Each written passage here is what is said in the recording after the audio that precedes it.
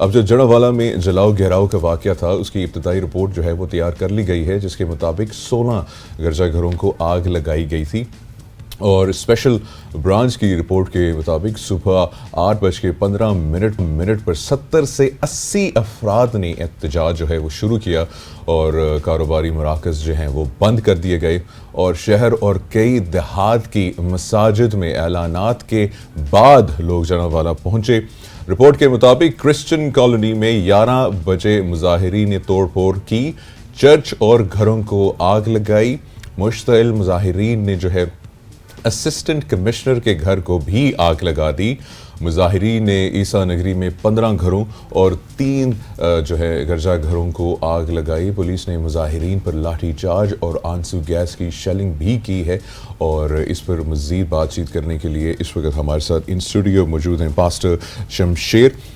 وکر saint John's church satellite town Rawalpindi سے آپ کا تعلق ہے، اور ہمیں مولانا طاہر اشرفی صاحب بھی جوائن کریں گے، چیئرمین علماء کونسل پاکستان، اور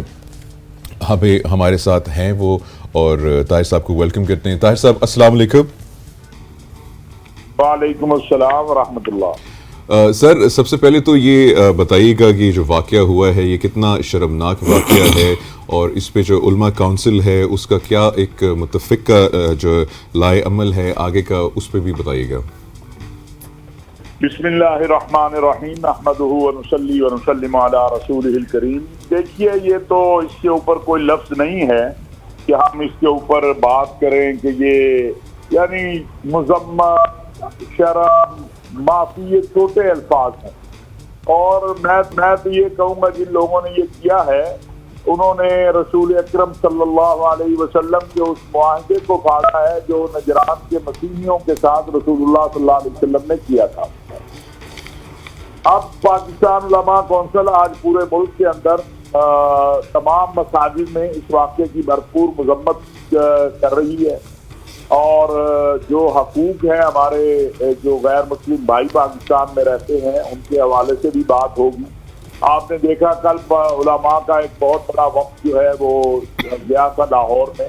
ہم معافی مانگنے گئے تھے اس لیے کہ ہم بڑے بھائی ہیں، بڑے بھائی ہونے کے ناطے ہمارا حق تھا کہ ہم ان کو تحفظ دیتے۔ ہم اس میں ناکام ہوئے ہیں، ہمیں اپنی ناکامی کا اعتراف ہے، اور ہماری یہ بیٹیاں، بہنیں، ہمارے بھائی جو گھروں سے بے گھر ہوئے، ہمارے لیے یہ کوئی میں نہیں سمجھتا کہ کوئی کسی بھی صورت جو ہے اس پر کوئی بات کی جا سکتی ہے۔ کل انشاءاللہ مسلم مسیحی قائدین کا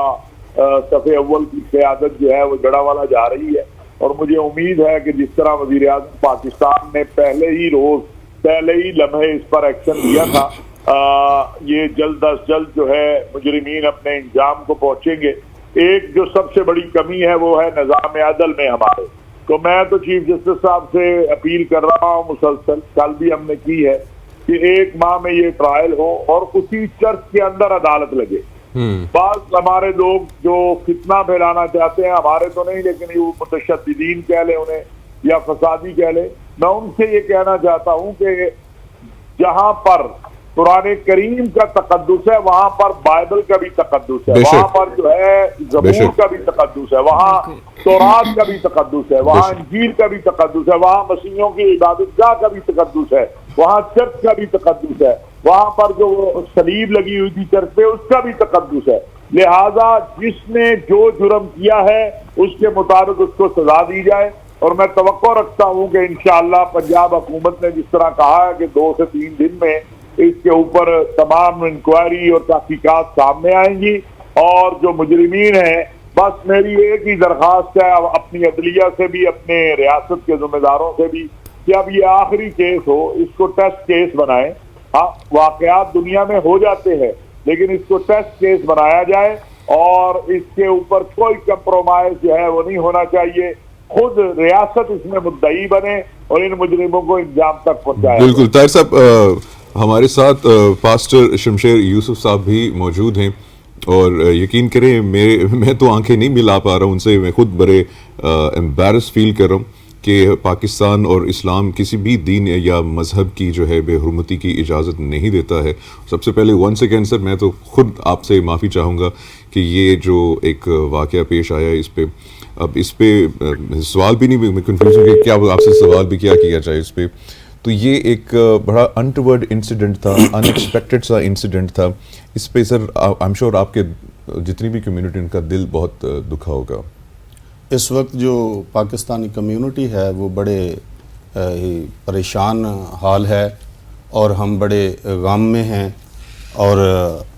جس طرح چرچز کی